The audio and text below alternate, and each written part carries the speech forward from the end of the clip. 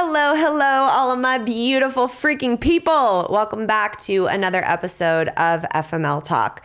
Today is a very special day because my incredible spiritual therapist, Arna, is joining us today. You guys read about her in the Ridiculous Misadventures of a Single Girl, and she is here to share so much wisdom. So sit back, maybe grab your self-love journal today, and welcome to FML Talk. Oh my God. Wait, how old was the other girl? 19. Can you believe that shit? Hey, this is Gabrielle Stone. Good book? I did not in chapter 6 yet. He did what? 48 hours? What a dick. Yeah, but have you seen all the photos on her Instagram? And this is FML Talk. Oh, no, she didn't. Y'all know I love a good self-love cocktail and occasionally an actual cocktail. I have always notoriously hated the taste of alcohol and needed it disguised in a good mixology cocktail until I discovered Neft. Because Neft is a premium vodka in its purest form with non-GMO rye, it has a light taste full of character. Not only is Neft one of the best tasting vodkas I've ever had, it also comes in the cutest packaging I have ever seen. Their unbreakable barrel keeps it chilled for up to 6 hours, making it the perfect drink to take just about anywhere. Join me in adding a little actual cocktail into your self-love cocktail with Neft vodka. Cheers!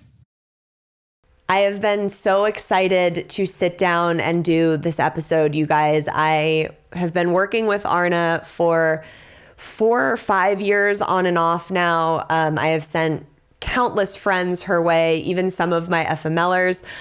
Tay works with her. She's just a very incredible and intuitive soul, and some of her techniques have been incredibly life-changing for me on my healing journey. She is going to not only give us a little peek into what started her off on her healing journey and started doing this work in the first place, but she's going to teach you some of the really incredible techniques that you can't really find in an ordinary therapy office. So I am so excited for you guys to dive in with us. Let's get into it.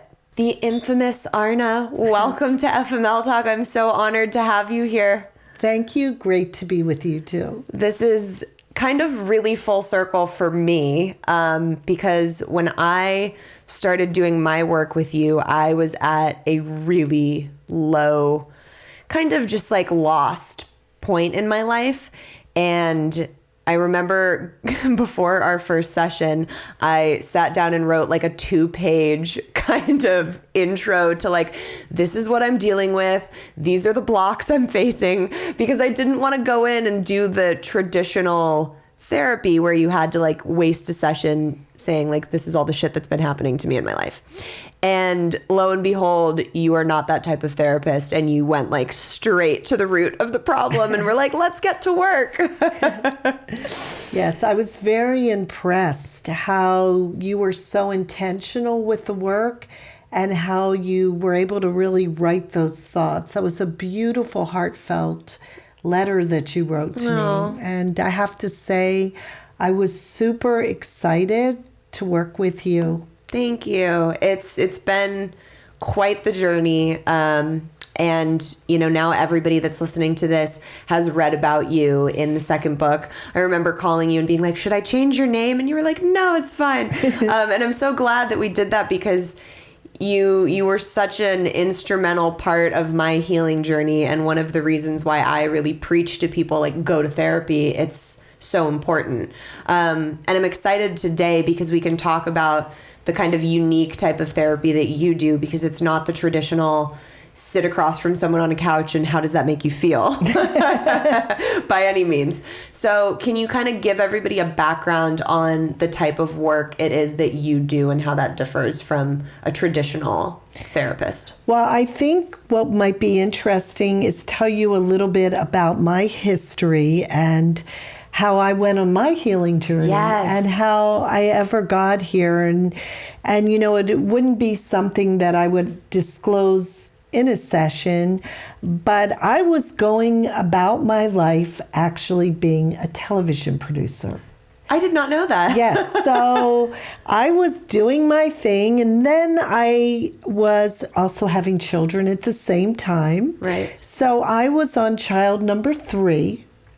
And I literally remember going to the hospital, and then it said shoot in Paris, which was like 2 weeks later. Oh my God. And one of the networks I used to work for, they used to say, okay, Arna, every time she goes and has a baby, she gets a new TV show. At the point, I was doing a lot of daily lifestyle TV shows, you know, great cooking of the world, great homes, great gardens, traveling around. And I had little kids, and I figured, you know what? Before they actually go to school, this is a great time to really be able to do this. And then I had an unexpected childbirth that I got injured in. And it was unfortunate, but we know that everything happens for a reason. We do. Because, right? Because sometimes when something unexpected happens, boy, did it stop me. You know, what my symptoms were after childbirth is I could not walk. So everything was shaking around me because I didn't realize that I got this injury. So I would go to doctor after doctor. It's hormonal. You'll get better. But I wasn't getting better. Now, what's interesting is we met through a mutual doctor. Who unfortunately is not here on the planet right now. Yeah. And he actually fixed my situation. You're kidding me. I didn't know that. No, that's why I wanted to tell you. And it was life-changing because what he would say to me, he would see me walk prior to him fixing me. He was like, oh, she's a stoner. You know? Oh my God. So, I mean, here I was like, I couldn't walk a straight line because I had a balance issue, which the minute he was able to, you know, adjust me, it's like Axis, Atlas, oh my God, you have a cervical injury, which happened because I did not have good medical care at the time. It was just a circumstance, but here's the bigger picture. It put me on my healing journey. Here I was someone, entrepreneur, had my own production company, you know, traveling the world with my cruise around the world. So you don't know that side of me. No, this is wild. You know, and therefore, all of a sudden, I was shut down. Yeah. And shut down, and I know why I was shut down. What a blessing. Because I did sit there in the chair when I realized, you know what? I don't think, how can I go on shoots when I can't stand up straight? And also my vision was affected, everything was shaking. So I remember the moment, and maybe you had a moment like this too, where you're in that dark night of the soul. I sat in the chair and I said, how do you want to use me? I was at that point of surrender. Surrender does not mean giving up. It means letting go. Yes. And the first thing that came to mind, because I had experienced this during my TV days, I had even done a shoot on it, was past life regression and hypnosis. Yeah. And I'm like, okay, I may not be able to walk right again.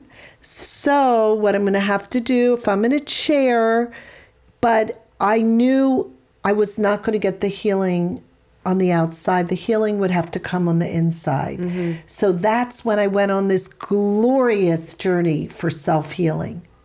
And that is why I was able to choose what kind of healing work worked for me. And what I found, it was much more on the energetic level. Yeah. So I went and explored through workshops, through personal work, but then I started a track of education because the education I had at the time, I had a broadcast journalism degree for the documentary and a psychology degree together. And I started and became a clinical hypnotherapist. That was my first stop that I did because it opened up the world of the unconscious and past life work. Yeah. Which I find so incredibly healing.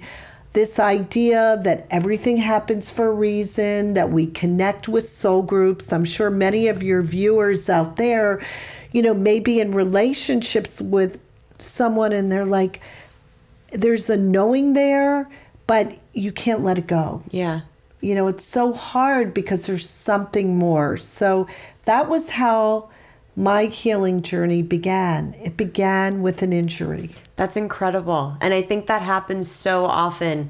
It can either be an injury or a divorce or any type of big explosion that happens in your life kind of rocks you to then set you on the path that you're supposed to be on. Exactly. And it's really called course correction. Mm-hmm.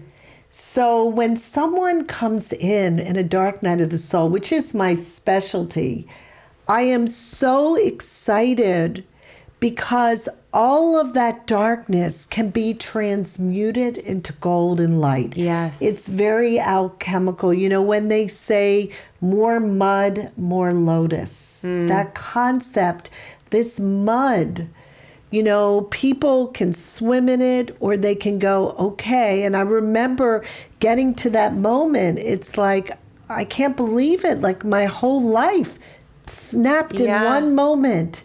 But it's having the belief and the faith that there's something better waiting for you. So that began like an unbelievable healing journey. It took me to medicine women in the Navajo tribe, to doing healing work and energetic work, studying with masters all over the world.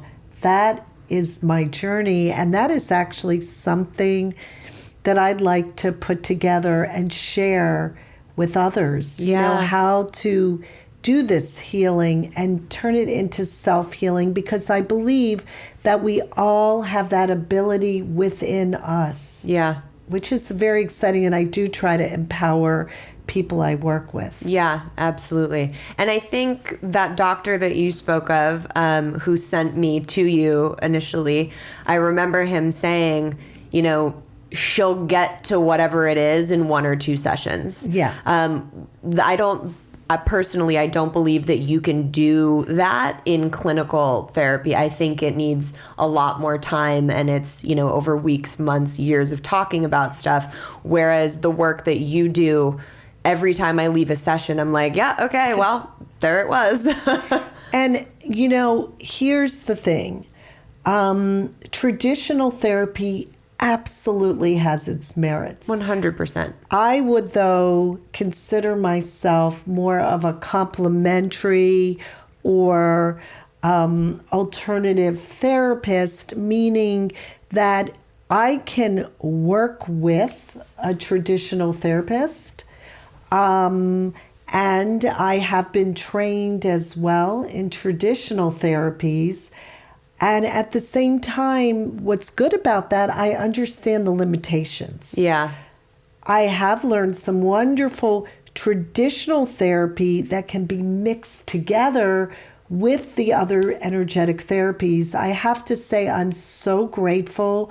I went first with the energetic alternative.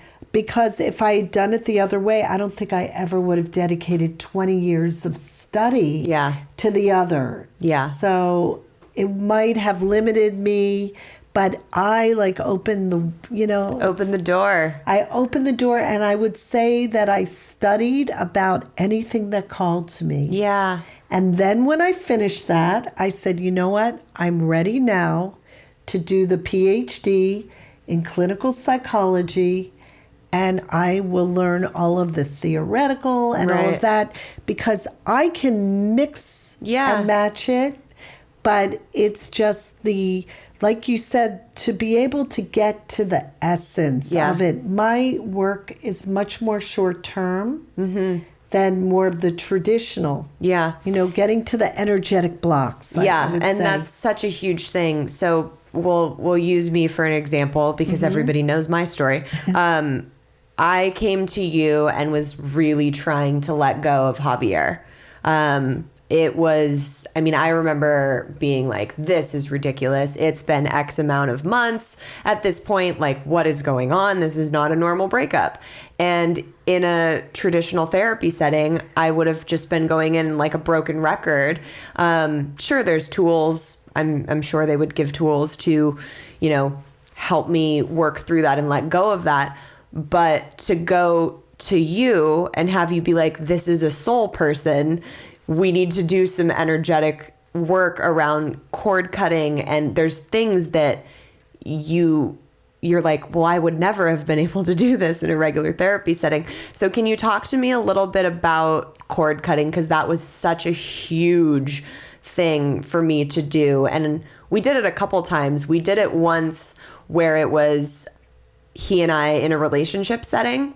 And then after I had done that past life regression where I went to that life where he had been my son, and I came back to you and you were like, well, no wonder you're having issues letting go of this person. That bond is so intense to break. So can you talk to me a little bit about cord cutting and the different kind of ways that you can use that? Yes. Well, thank you for bringing it up. And, you know, of course, everything in any of my sessions are confidential. Entirely. And since you are asking me to share this now with people who are watching today, I do want to bring up cord cutting is an energetic technique. But let's look at something bigger before the cord cutting. Sure. In your case, you had, as you said, what we did is we did a past life regression. And I think maybe I should explain a little bit about what that is, and then we can talk about the findings of it just a little more. So, as I said, as a TV producer, I did interview a psychologist once who was doing past life regression. At the time, I was not 100% a believer until... Oh my God, that's so wild to think about. I know, until I had it done, until I went to him for my past life regression. Yeah. And it was the most unbelievable, powerful experience of my life. And that is why when I got injured, I'm like, I want to learn this now. Yeah. Like this. Why was it introduced to me only a few years earlier? See, it was put in my path. That's the beauty of course correction. The seed was there. Right. It was put there, and it had such a profound effect because I, like you, had suffered the loss at an early age of a father, which is, as you know, I have to tell you, I can share this on here. When I got that letter from you, I was like, oh my gosh, I'm so excited to work with her because, you know, this is like in psychology, we have something called transference and countertransference. I was like, I just want to sit with another person who at a young age lost their dad. That it will be so healing for me. Yeah. Oh, I love that. Like as a secondary plus. There were so many incredible positives working with you. And then we focus on the past life. The thing about past life, people will say, well, is it made up? Is it real? Listen, that doesn't really matter. Okay, the point is, however it's revealed. In other words, if you go back to a certain lifetime, is it exact? That doesn't matter. Although what's been showing up in junk DNA, from what I'm hearing, that there is such a thing as past life memories that are in our DNA. Yeah, I believe that. Yes, but in your case, in your story, and these are the hardest relationships to get over, being a mother and having that individual from a past life as a son, then in this lifetime, they show up as a lover. Right. Wow, that is so hard to break. And I'm sure it sounds very weird to people, that aren't in the spiritual world. They're like, wait, so now you're dating your son? And like, it's very less weird when you think about it as like your soul. Right. Thank you. So if we're looking at it, that we all have incarnations, we have soul contracts, there are soul groups, that it's your soul from that lifetime. Javier's soul from that lifetime had unfinished business. Right. Okay, which maybe you'll want to share from that lifetime what happened, but the unfinished business had to be finished in this lifetime. Yeah. So what happens is in his incarnation comes through in a different way, but the feeling from that lifetime, whether it's abandonment, whatever happened in that lifetime, and you may want to share with your audience what happened in that lifetime, it might be interesting, and how in this lifetime, that feeling, it was the same feeling, the same thing. The story was different. Right. The way you were both relating to each other was different. But that deep love and connection, making it so hard to ever get away. Yeah. I think I talked about it on the mini episodes, but we can go into it here. I'm an open book. So basically I did a past life regression, and the life it took me to was an indigenous culture, and I was like on this beautiful mountain, and we were living in a tribe setting, and there was this like big fire, and I had to, grab everybody I could and escape. And the next year after that, that we took, because, you jump a couple years when you're taken through the lifetime. It was, I was pregnant, and then I had my son and saw myself like raising my son alone. And at the end of the lifetime, I was on a bed still in my tribe setting, and was dying, and he had not gone to fulfill kind of like his duties and things in his life in order to stay and be with me. And it was really interesting to get that perspective of, in that life, he hadn't ever abandoned me. And so then in this life, with how things went down, it was like he had. So that was kind of like the past life that we ended up getting to. Yeah, so it's interesting though, but what you're saying is it was abandonment. Okay? So let's look at this a little deeper for a moment. Oh, great. Okay. Let's do it. Why not? Let's continue this. Yeah. Okay? So you carried forward into this lifetime a feeling of abandonment. Would you say that's accurate? From that past life specifically? Well, he hadn't abandoned me in that life. He had stayed. So I don't know if I got the abandonment from a previous life, or if that came in this life, when I lost my dad. Well, that's the point, that in this lifetime was to work on abandonment. Yeah. Oh, for sure. So let's just say your soul, its life review said, okay, Gabrielle, this is your lifetime to work with abandonment. So let's see who's going to help out. Right. Okay? So let's step in. Send in the troops. Send in the troops. Let's send in Dad. And Dad says, yes, we'll do a shortened contract. I'll help her with abandonment. Yeah. I know it's hard to hear. No, but it's hard to hear, but it's also comforting. I know that doesn't happen for nothing. That his soul was predispositioned to help me with that and help Mom with something else. Like that's exactly it. That gives you peace, I feel. And peace is the prize here. Yeah. So let's look at Javier now. Yeah. Okay. Javier, in another lifetime, did not leave, right? But in this lifetime, and you can now like look at this as a continuum. Okay? So I'm going to ask you this question. Why do you think, if, let's say, you were working on abandonment in this lifetime, Javier presented in this lifetime for you the way he did? Because as a son figure, he wouldn't have abandoned me. So Right. he had to come in as a lover. Right. Yeah. Okay. Now, here's the other interesting point.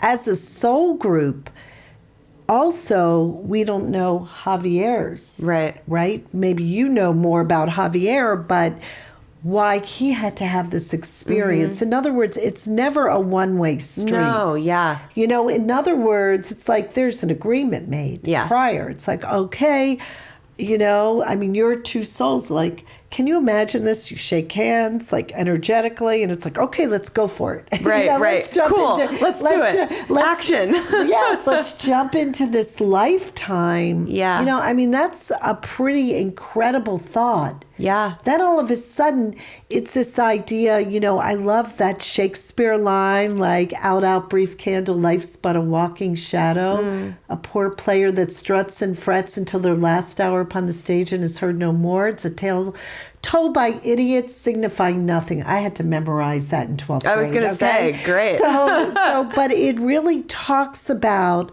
you know, actors on a stage. And then you're like, why are we going through all this?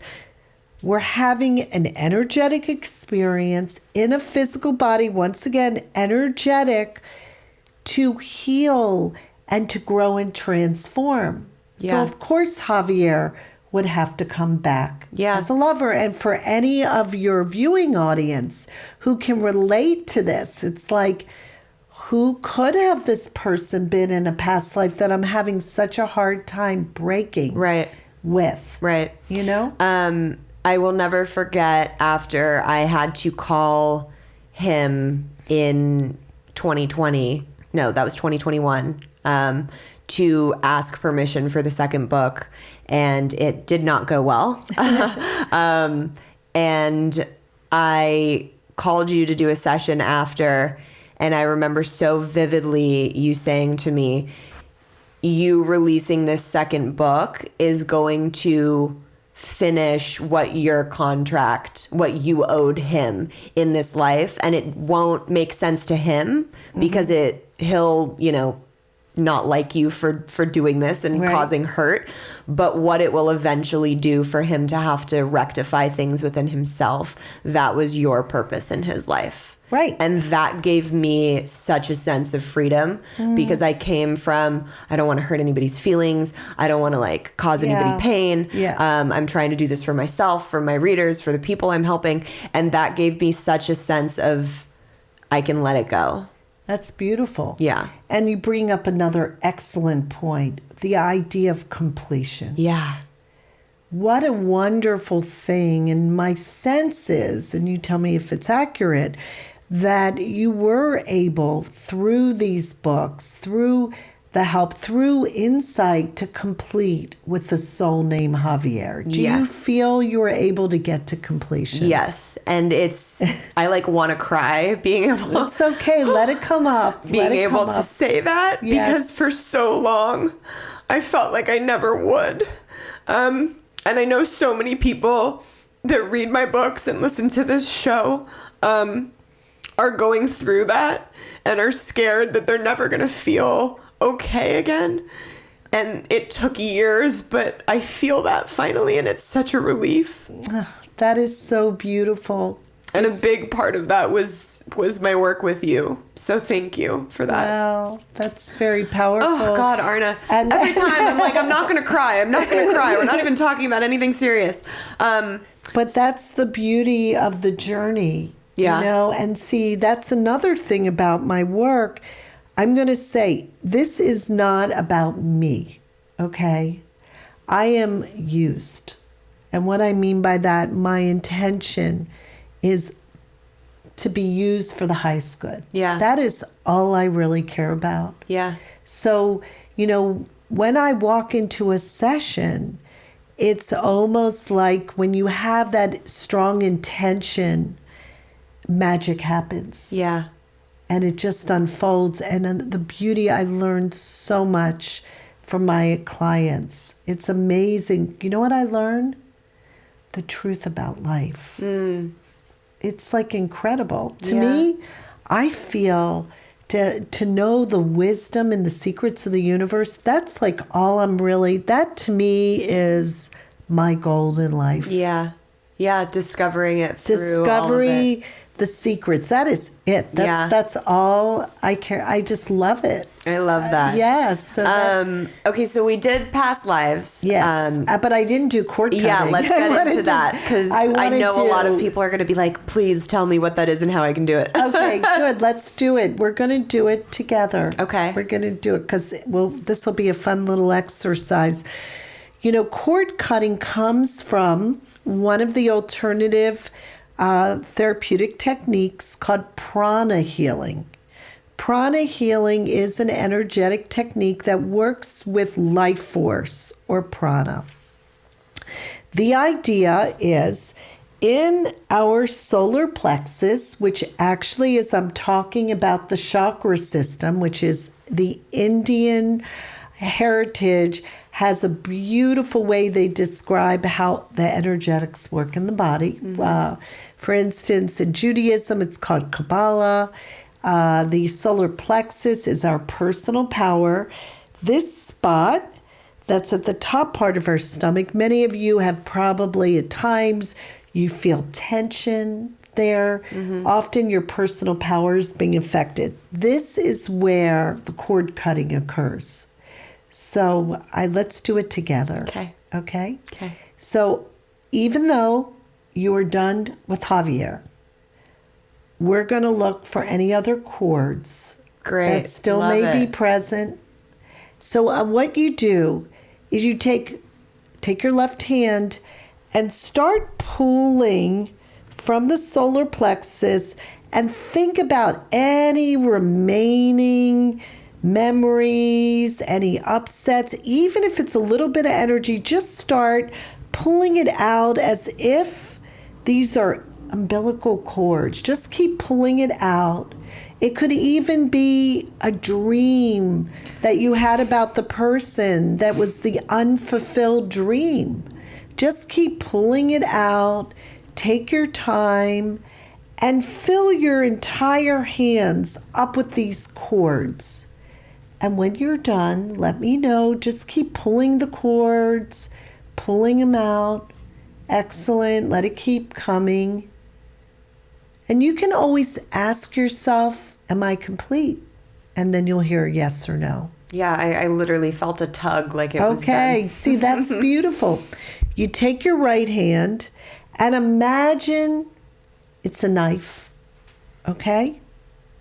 And now what I'd like you to do is take it and say, cut, and throw it away. Now, in prana healing, we'd have a bowl of water here to throw it into. But once someone does that, have you done the cut yet? Cut. Okay, now throw it away. Beautiful. Excellent. Good. Yeah. Do you feel anything different? I do. What does it feel like for you? It feels, this is going to sound really weird. It feels like when you wake up before you've eaten and you're kind of like very empty, but in a good way. Yes. Like not empty, emotionally empty. Like you're like, ooh, I feel very thin, for lack of better words. So like cleaned out. Yeah. Nice. Very nice. It's so freaking ridiculous that you said, or, you know, a dream. Well, that's what I heard. Yeah. Okay. So I've been doing this week-long thing with a medium healer who's now become a friend.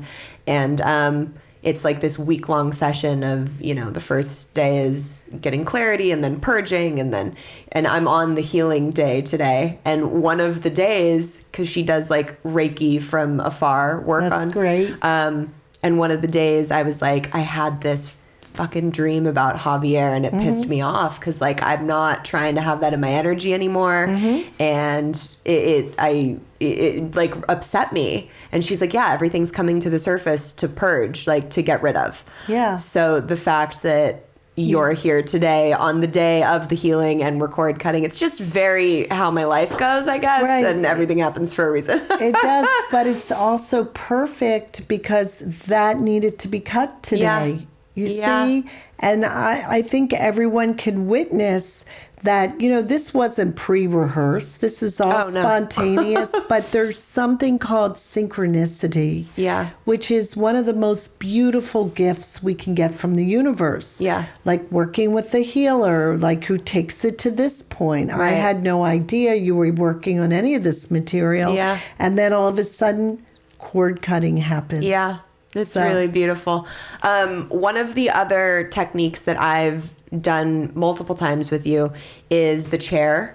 I'm sure there's a name for it. I call it Yes. the chair. Can you kind of explain what that is and Sure. how to do that? Absolutely. Well, the chair is known as Gestalt therapy, okay?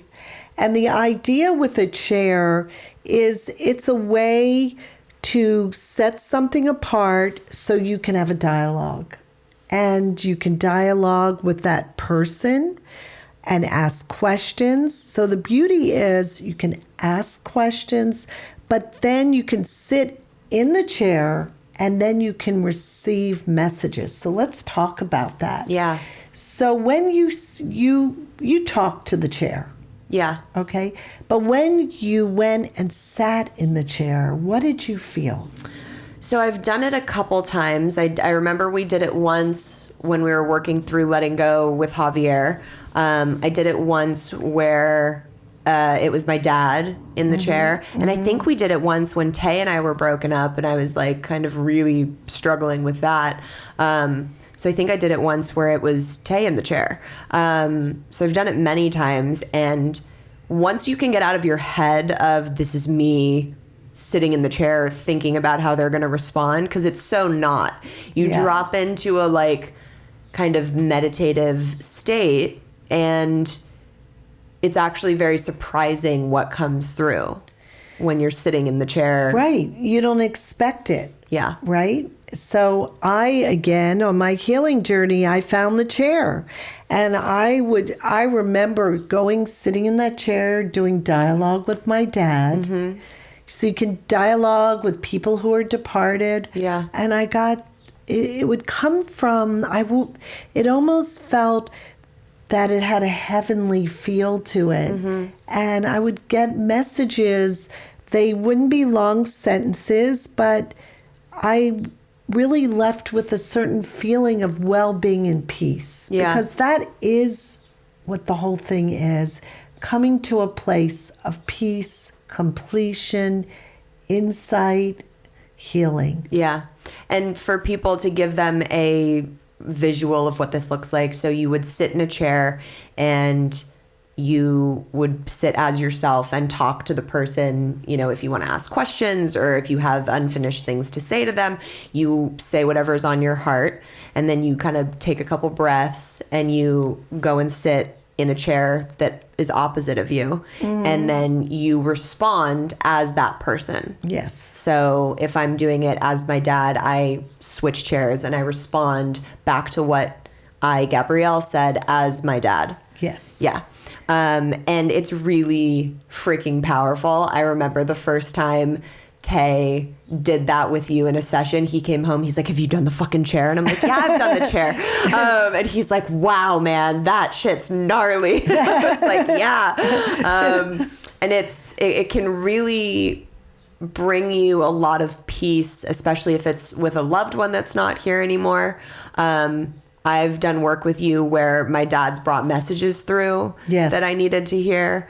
And, for the people that are here, like if you're doing it with an ex that you're trying to let go of or anything in that realm, that was really interesting stuff that came up during that too. Yeah, it really is. You brought up a great point. The other way is you're creating space. So if there are messages that need to come through, you can receive them. Yeah. It's like you're creating an empty vessel. Yeah. That's very exciting. What is one of the techniques or exercises that you go to for people that are really in the thick of it, that are either grieving or dealing with a heartbreak that they can do on their own that kind of helps like recenter and rebalance them. Yeah, I think that's really beautiful. I think if someone is working on their own, journaling can be very, very powerful.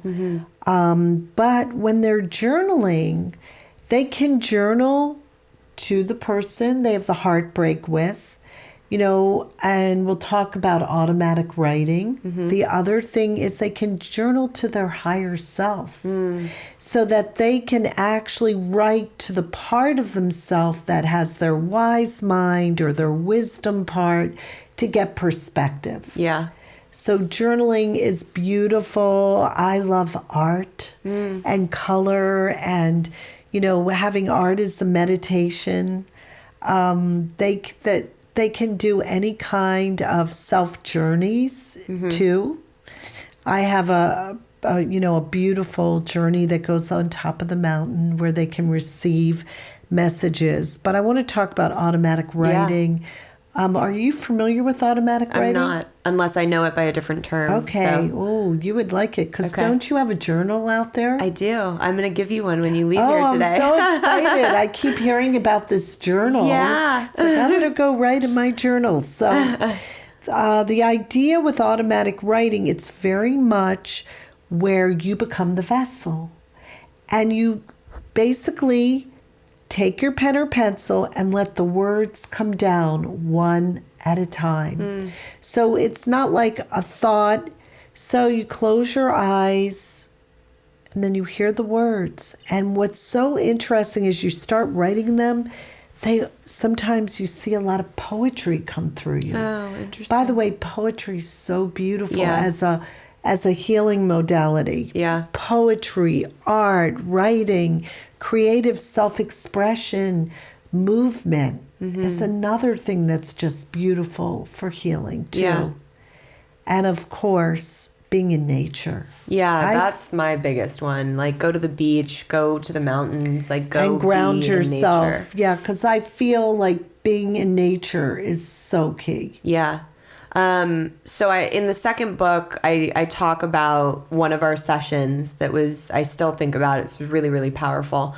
And you basically took me back. You had me lay down and close my eyes, and you took me back to every time I had been abandoned in my life. And this was obviously like, hi, we know that this is my big life thing that Gabrielle's working on. That's right. And it was so fascinating because the ones that made sense to me consciously obviously came up, like with Javier and with my ex-husband.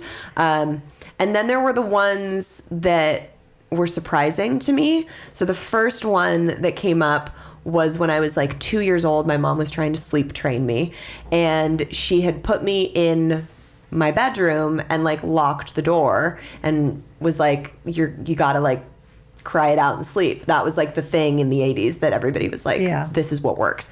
I remember that as me like throwing myself on the floor by my door and being like, please let me out, and crying and banging on the door and being like alone and abandoned. And after that session, I call my mom and relay all this to her, and she goes, Gabrielle, I sat on the other side of that door and talked to you until you fell asleep and said, Mommy's right here. You're not alone. But I don't remember any of that. I just remember the feeling of being abandoned for the first time and like being alone. And it was so traumatic for me. And she's like, God, I fucked you up even then when they told me to do what was right. And she's like, God, I tried to do everything right. Not your fault, Mom. I love you. And so you took me through every different feeling of being abandoned, losing my dad, losing my boyfriend in high school. And can you give some insight as to a technique like that, what that does for an individual? Another great point, that is a very powerful technique because it works on all aspects of the energetic field, including the body. Yeah. Because a lot lies in our body. Yeah. Cellular memory. And the reason I like that technique, once again, I'll tell you, I learned that technique through his name, Dr. Roger Wilger, on my journey of healing. It's got breathing in it. It's got yoga principles in it. Actually, you probably don't remember this, but I may have had you actually take your body and reenact it. Yep. You know, like maybe banging on something or being hitting a pillow at one point. Yes, and talking to each of the person, like whoever was involved in that scene or scenario. Yes, absolutely. Because on that, it gave you a chance to do the business you weren't able to do. What were you, banging on the door at 2 years old? Could you so I also help complete it. It's like, okay, talk to your mom. Yeah. Say, Mom, say the words you didn't get to say. Yeah. Because it's that unfinished business. Yeah. The completion is everything. And that's what we're talking about with Javier. Yeah. And by the way, the completion continues on and on. Today with cord cutting. Right. We did a little more completion. Yeah. So it's a constant process. Let's say one day you're journaling and there's something else you want to say to Javier. Right. Okay? You can just write to Javier. Yeah. And again, constantly work on completion. It's such a great thing. This idea that it's got to all be done right away. No, Right. give yourself a break. Well, and that's Right? what I struggled with so much. It was like, I want to get over this. I want to move forward. And like, I've had to really lean into the fact that healing isn't linear. And Right, there's it is always not. going to be stuff Yeah. that comes up that, is like, oh, okay, there's another layer that I need to like That's let right. go. Yeah. I always say healing is like an onion. Layer by layer. Yep. You peel it. Yeah. And then the next one comes up when it's ready. It is just so natural and organic. Yeah. Don't push anything. And that's what I would say to your audience out there. If you're trying to heal from one of these intense relationships, be gentle, loving with yourself. Yeah. And, a lot of self-care and, write about it, gain insight, try to get a bigger point of view. Ask yourself, why am I having this experience? What inside of me needs the healing right now? How did this experience make me feel? Like one of the things with abandonment, we're going to use that because that's that's what you came here for. Yeah. Right? You want to look at how do you abandon yourself? Right. Like the healing going inside out. Mm-hmm. Yeah. So that's how you work with it. Yeah. I know obviously you've done work with Tay on his own. You've done work with both of us together.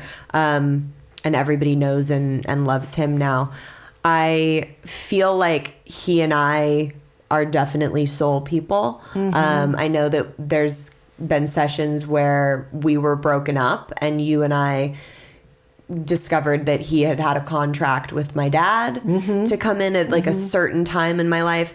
So can you talk a little bit about soul people and what that really means as we travel through these different lives? I love that. Yes, thank you. So this idea that we have a soul group, let's go back to family of origin. Yeah. Okay. People think, oh, they're my family.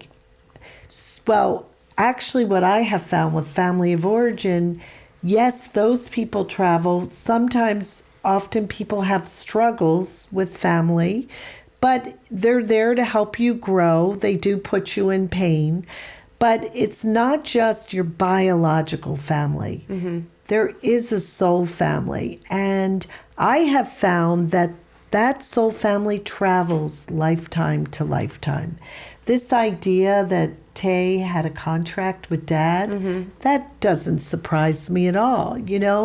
It's really beautiful to think about. These things aren't random. Yeah.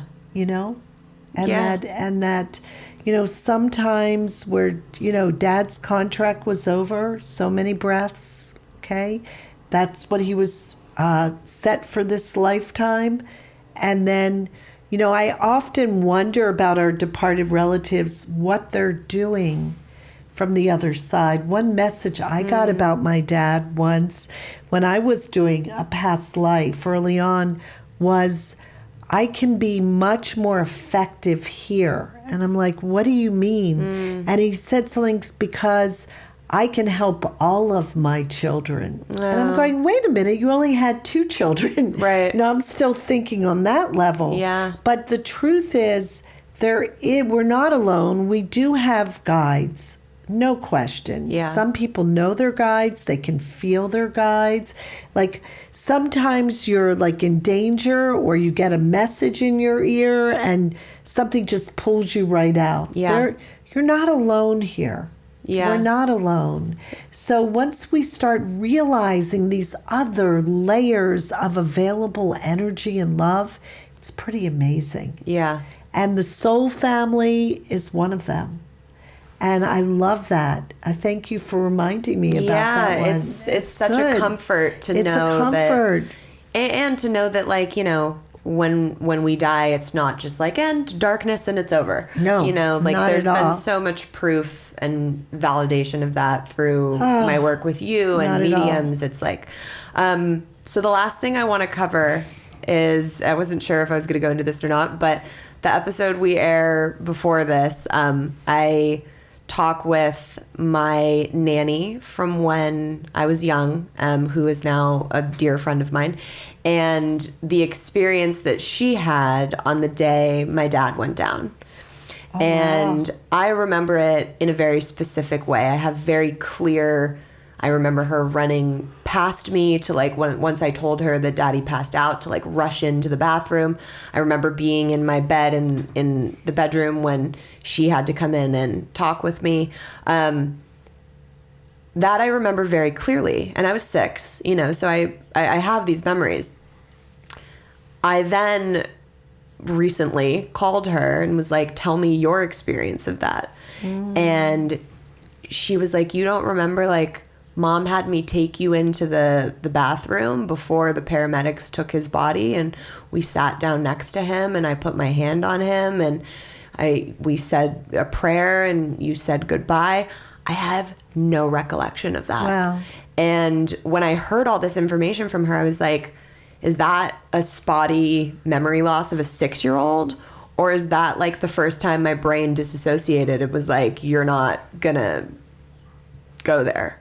Maybe. Yeah, that's really interesting. And I was like, oh, I'm gonna have to work with Arna around this. Right. Maybe it was just,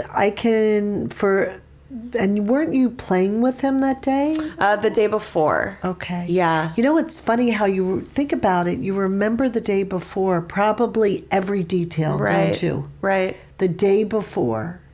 But when that happened, you know, this idea of disassociating, not remembering, we do have defense mechanisms when something is just too much and too painful. Yeah. That it cannot compute. Right. We can't. So all I would say for your highest good in that moment, you couldn't retain it. Right. You couldn't retain it. So that's a very powerful memory. Yeah. I mean, a very powerful bit of information. Do you think that it's dangerous to go back to those moments? Because I know a lot of people have been like, there's just time over my life that, like, it's spotty, or I've lost time. Do you think it's dangerous or beneficial to go back to those to kind of uncover what might be there? Well, I have a different principle. I do not excavate. Like, I don't dig. So I'm not a digger. If something comes up, it's meant to come up. Right. I have had people contact me before where they want to uncover memories through hypnosis. They'll say, I need to know this or that. Can you help me? And I said, no, that is contraindicated. We do not dig Got it. in the memories because it's a respect that for a lot of things, it's a respect that memory was something that needed to be put in a different part of your life, and it will be uncovered at the perfect time. That's how I would look at it. Maybe it'll come through your journaling one day. Maybe some feeling or some fragrance, something will remind you and trigger that memory. But it will happen when you're ready. So that is, I work extremely gently. I don't push agendas, and if it's meant to come up, it'll come up. But we don't dig. Yeah. Oh, I think that's really good for people to hear, because I know sometimes they're like, I'm sure I need to know what I'm blocking out, and it's not always. No, because we have defenses. Yeah. And that's important, and we have to respect that. Yeah, big time. Yeah. Arna, this has been so I mean, I knew it would be wonderful, but it was more wonderful than I was thinking. Can you tell everyone, I know you have a social media. Do you want to give them that? If there's a website, in case someone is interested in working with you. I know I have sent a few of my FMLers your way. And I've always been hesitant to bring you on the podcast because I was like, yeah, but then she's going to have no time for me. So, but I'm willing to share you. Listen, I always have time for you. I know. You're a priority. Oh, thank you for that. I want everyone to know. I do have a YouTube channel called Ask Arna. Awesome. And if someone wants to reach me, there is, I guess, Squarespace on there. They can write something. Okay, cool. And please feel free if any of your viewers want my contact information. Yeah. Yes. DM me. Yes. Flood my DMs, guys. Yeah. And you have an Instagram too that's Ask Arna, yes, correct? Yes, it is. Yeah. It is. And, the thing is, I haven't posted actually. Probably during the pandemic, I got really busy in mental health. Sure. So I have been really busy working with suicide prevention and other mental health. Yeah. So, but I definitely have to say I love the work that we talked about. This to me, as you can see, this is what healed me. Yeah. The work we're talking about. Yeah. And thank you for sharing that with me, because it has healed me as well. And thank you for this opportunity. So great to be here. Oh, I'm so glad. Thank you. My deepest gratitude for Arna coming on FML Talk today. It was a very full circle moment for me. Was not expecting that emotion to come up, but I feel like I say that anytime I sit down with Arna. And I hope that today's episode gives you some guidance as to how you can progress on your healing journey, why certain things might be harder than normal, and that you are not alone. And there is not a certain timeline that you should be feeling better around something that you are going through. As always, make sure you guys are subscribed so you never miss an episode. Keep up with us on Instagram at FML Talk Podcast. I will see you all next week. Make sure you are keeping up in that self-love healing journal. Cheers, guys.